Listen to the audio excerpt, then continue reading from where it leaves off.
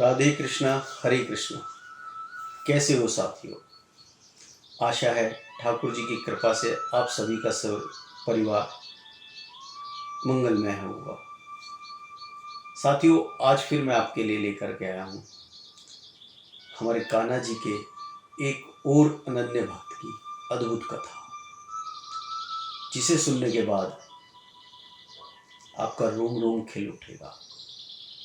आप विश्वास और प्रेम की पराकाष्ठा को फिर पहचान पाएंगे। कथा शुरू करने से पहले मेरा आपसे एक अनुरोध है। बहुत सारे दोस्तों ने वीडियो देखी है, बहुत प्यार मिला है, परंतु कुछ दोस्त शायद सब्सक्राइब करना भूल गए। तो आपसे अनुरोध है, आप सब्सक्राइब, शेयर और बेल आइकॉन पे ऑल क्लिक ज़रूर करें, ताकि आपको सारे नोटिफिकेशन मिलते रहें। और इसके अलावा शेयर करने से उन लोगों को भी ये कथा सुनने का अवसर प्राप्त होगा जो लोग किसी वजह से नहीं सुन पाते हैं।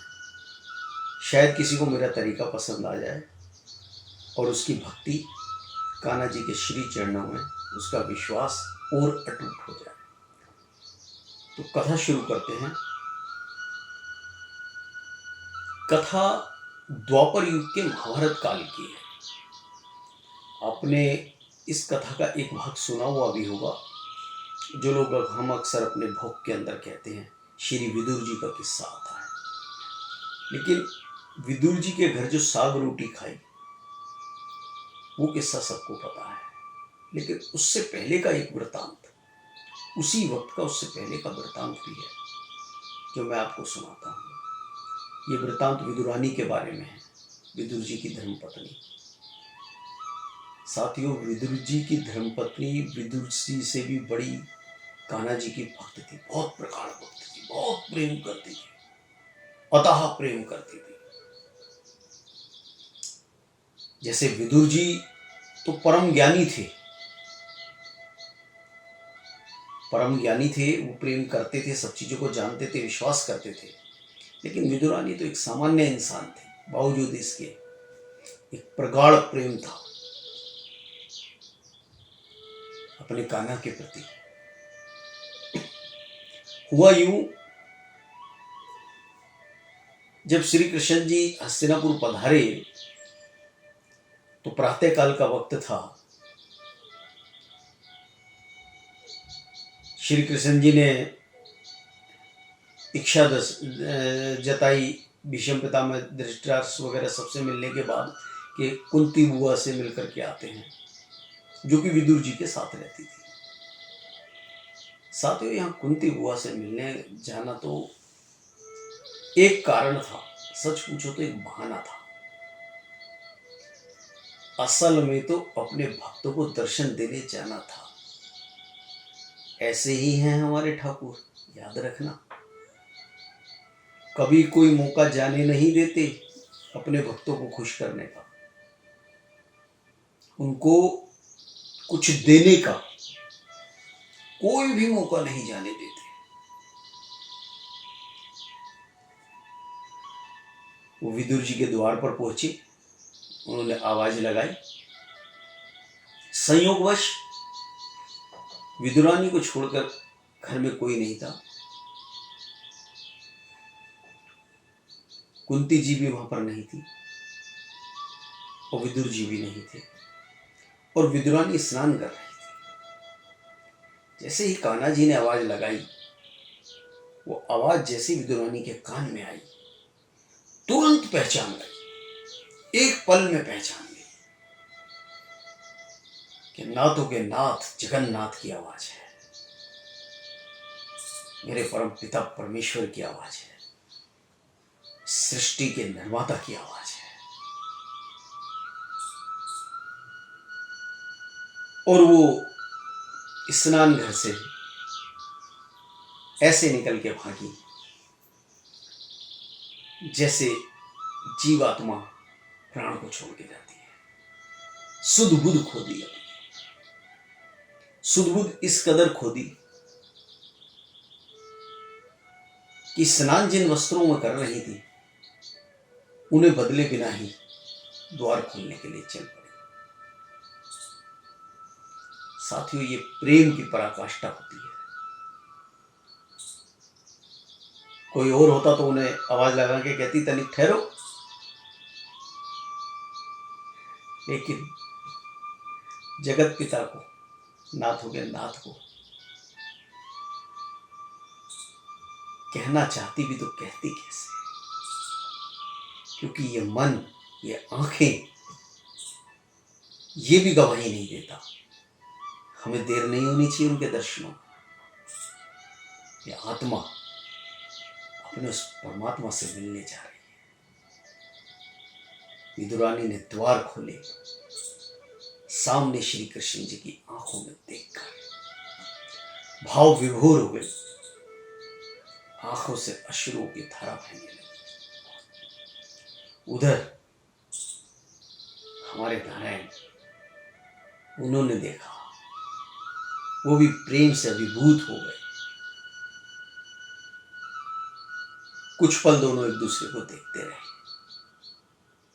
उसके बाद कान्हा जी ने उनकी अवस्था देखी और अपना पीताम्बर उतार के उन्हें उठाया। जैसे उन्होंने पीताम्बर उठाया, विदुरानी को चेतना आई, अरे मैं किन वस्त्रों में आई। ठाकुर जी से क्षमा मांगी, उन्हें अंदर बुलाया, विराजने को कहा और कह के मैं अभी वस्त्र बदल कर आती हूँ। चली गई वस्त्र बदलने, वस्त्र बदल कर आई, फिर निहारने बैठ गई अपने ठाकुर को।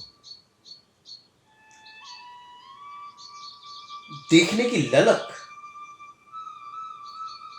खाली आत्मा की नहीं होती, इन आंखों की भी होती है। जैसे जीवा की ललक होती है ना उनका गुणगान करने की, ऐसे इन आंखों की ललक होती है उनके दर्शन दीदार की। भूल गई उनकी आवभगत। स्वयं नारायण ने कहा, स्वयं ठाकुर जी ने कहा कि मुझे भूख लगी है। एकदम चेतना आ गई, और साथ ही उस वक्त तक रसोई भी नहीं बनी थी। उन्होंने इधर उधर देखा तो फल अक्सर घरों में होते हैं, तो कुछ फल रखे हुए थे, उसमें केले थे सबसे ऊपर। तो उन्होंने केला उठाया, बस ऐसे केला उठाया, आप देखो उनके हाथ चल रहे हैं, आंखें, मन, शरीर सब अपने इष्ट में है। केले को छीलती हैं,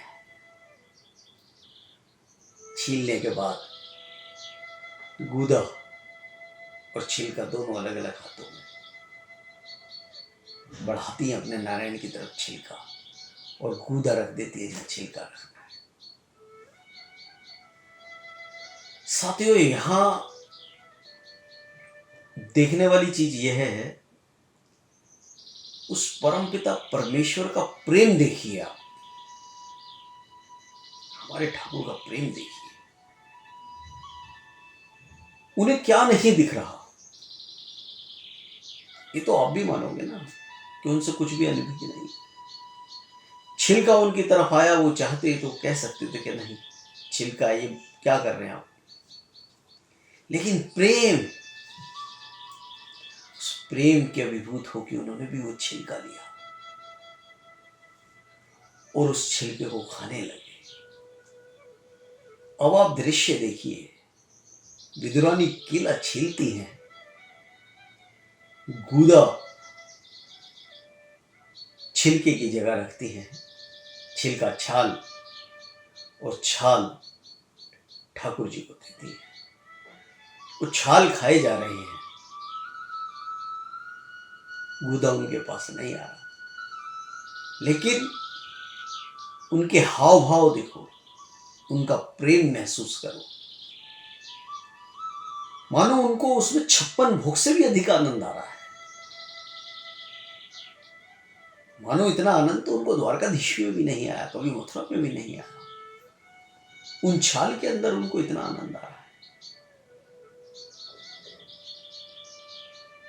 विदुरानी प्रेम से खिला रही है, कान्हा जी बड़े प्रेम से खा रहे हैं। इतने में महात्मा विदुर जी आते हैं, देख के बड़े प्रसन्नचित होते हैं। अरे आज कौन पधारा है। उनके भी रोंगटे खड़े हो जाते हैं, रोम रोम खेल उठता है। लेकिन जैसे ही देखते हैं विदुरानी की ठाकुर जी के हाथ में छिलका, केले की छाल, वो छाल खा रहे हैं। विदुरानी ने केले का गूदा लग रखा है, छाल उनके हाथ में, वो समझ जाते हैं कि केले, जितने केले छीले वो सबके गूदे रखे हैं और छिलका वहां से गायब। यानी नारायण छिलका खा रहे हैं, केले की छाल बराबर खा रहे हैं। एकदम से थोड़े क्रोध में आते हैं और विदुरानी से थोड़े ऊंचे स्वर में बोलते हैं, ये आप क्या कर रही हैं। विदुरानी जी चेतती हैं, कहती है मैंने क्या किया, आप देखिए आप प्रभु वो क्या दे रही है। उन्होंने देखा, देखते के साथ ही एकदम विदुरानी के मानो हाथ पांव कांपने लगे, उन्हें एकदम गिल्टी फील होने लगी कि मैंने ये क्या करा। मेरे घर आए हैं तीनों लोक के अधिपति और मैं उन्हें क्या खिला रही हूं।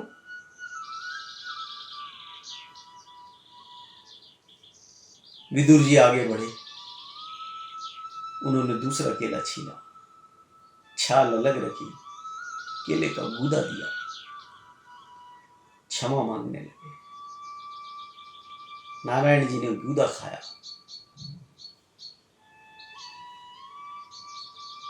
विदुर जी को गले लगाया, लेकिन बोले विदुर जी आपने जो केला दिया वो भी बहुत स्वादिष्ट है, किंतु जो स्वाद, जो प्रेम, जो भक्ति की पराकाष्ठा उस केले की छाल में थी, छिलके में थी, वो इस कूदे में नहीं। विदुर जी दोनों हाथ जोड़ के नतमस्तक हो जाते हैं। साथियों,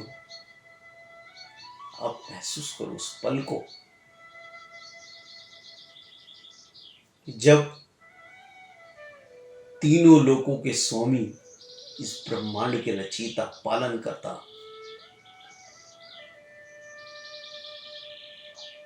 छाल खा रहे हैं गूदा छोड़कर, भाव विभोर हो गए सब, आंखों से आंसू बहने लगे।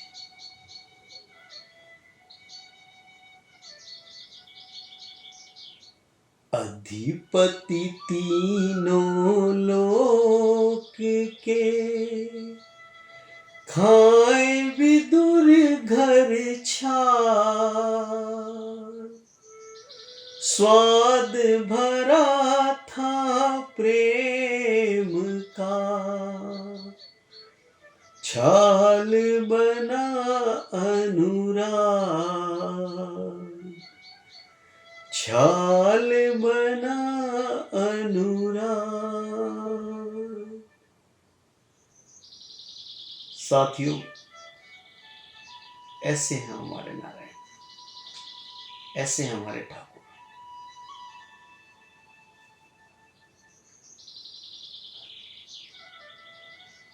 कब कहां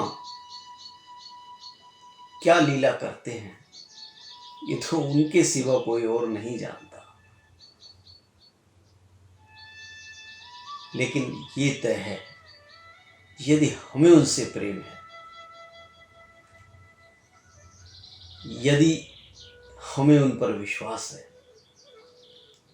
तो यकीन मानो वो हर वक्त हमारे आसपास है, हर रूप में हमें पसंद करते हैं। जितना प्रेम हम उनसे करते हैं ना, उनसे कहीं अधिक वो हमसे प्रेम करते हैं।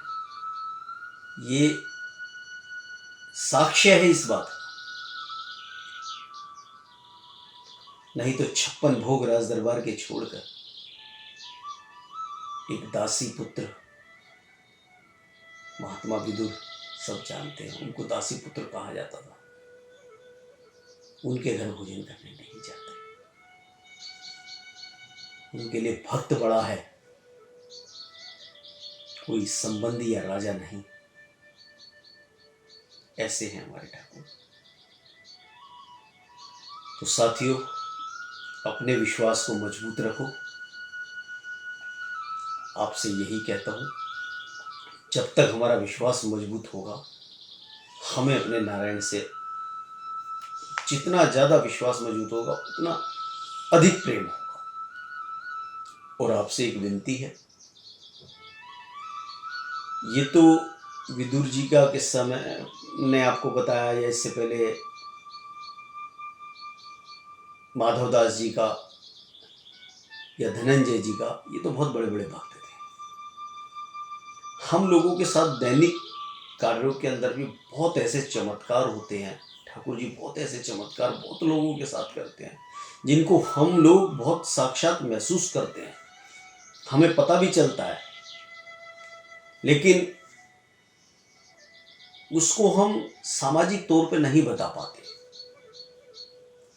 मेरा उद्देश्य भी इस चैनल को शुरू करने का यही है कि जो हम साधारण लोगों के साथ जो छोटे और बड़े चमत्कार होते हैं, हम लोग एक दूसरे के साथ साझा करें, ताकि पूरे